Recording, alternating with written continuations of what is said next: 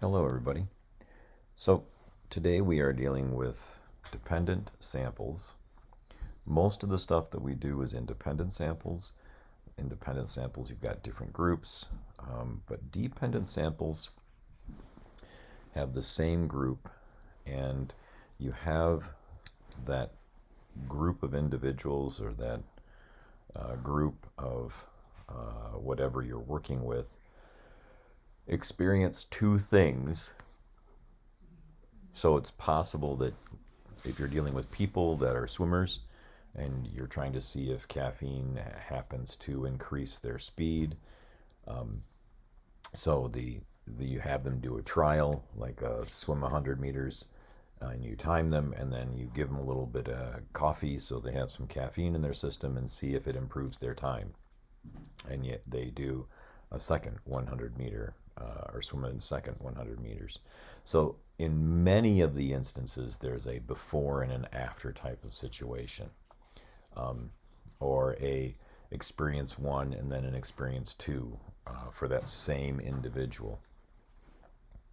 So this creates this dependency, and we're going to need to figure out how to make it run as a single a single t-test rather than a two-sample t-test. So our data is going to look like this. So here's the table, and here's our athletes. And the claim is that there's this shoe that if people wear over an extended period of time, it will improve their vertical jump. So I have 8 athletes here, and these 8 athletes did a vertical jump. These are all measured in inches. They did a vertical jump, and then they wore the shoes for, I want to say, a month, but I don't remember exactly how long they did. And they did the same vertical jump, and you can see most of them did improve, but you had one that didn't. And here's the piece that becomes important.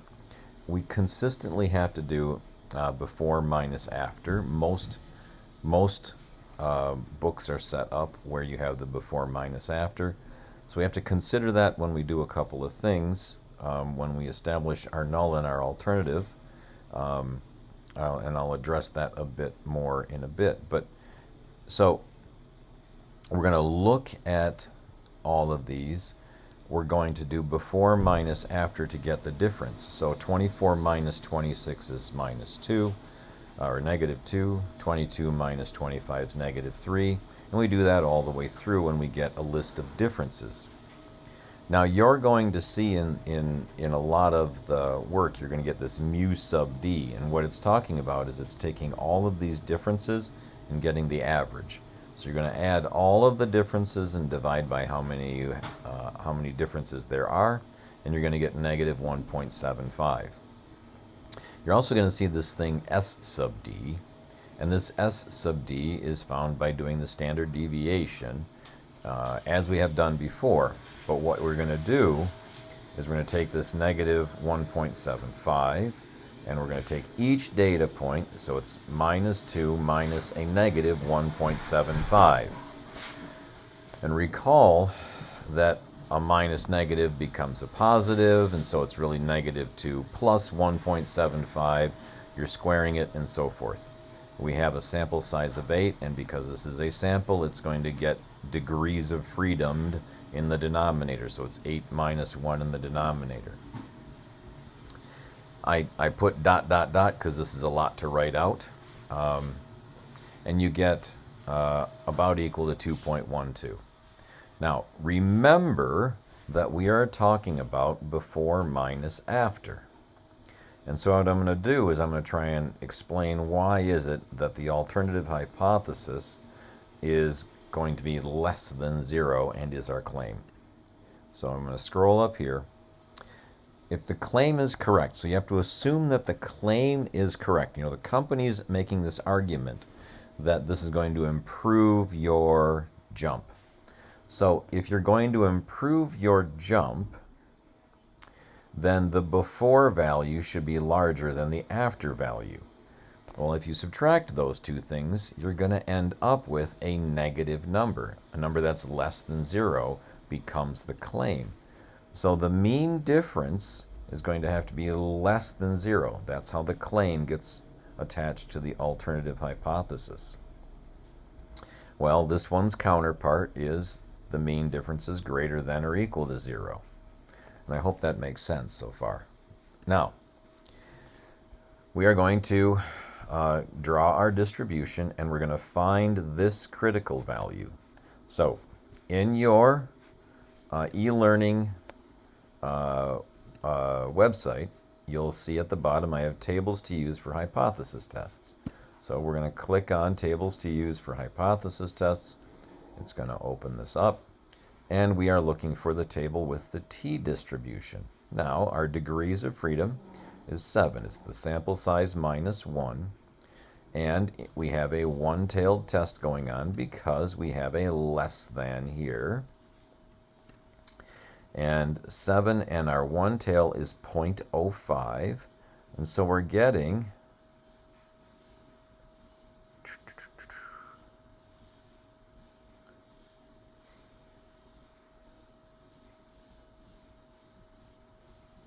a critical value of 1.895.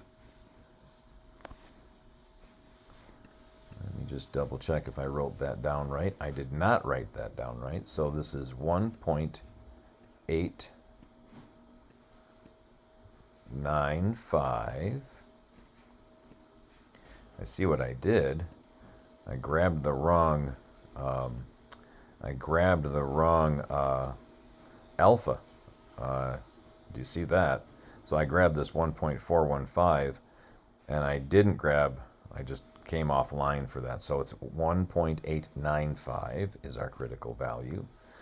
And I didn't give an alpha, that's why I'm using alpha's 0.05. Again, because that's our default level. So we're at negative 1.895. I'll erase that and write it better. It looks pretty clunky. All right, so I'll pop that back. Why is that not erasing? We'll go here, and we'll go negative 1.895. Okay, so now we're going to run the t-test. And there's two ways to do this on your calculator. So you can do it in what I'm going to refer to as when you type in the stats. So you're going to go hit the stats key, the test button, or your arrow over to test, and then you're going to look for t-test. And you're going to see stat up top, and you're going to see data up top. I think the data is to the left. And what you're going to do is you're going to highlight stat.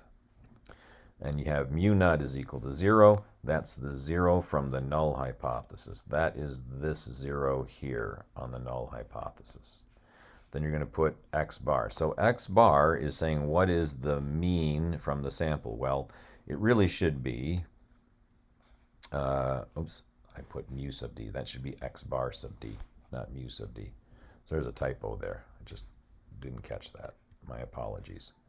So draw, we're going to correct that.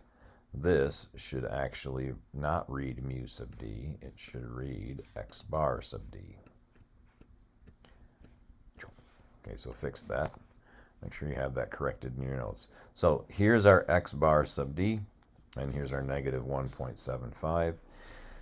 This s sub x is really our s sub d, so we're going to put in the 2.12. Our n is next, and that's going to be a sample size of 8. And again, we're going to have the alternative hypothesis matched with the three symbols here. Or you can go to first stat and edit, and you're going to put in all the differences. I don't know why it's doing that. You're going to put in all the differences in L1. So you'd put the -2, the -3. You put in all of these in your L1. So you take and get all of these values in your L1.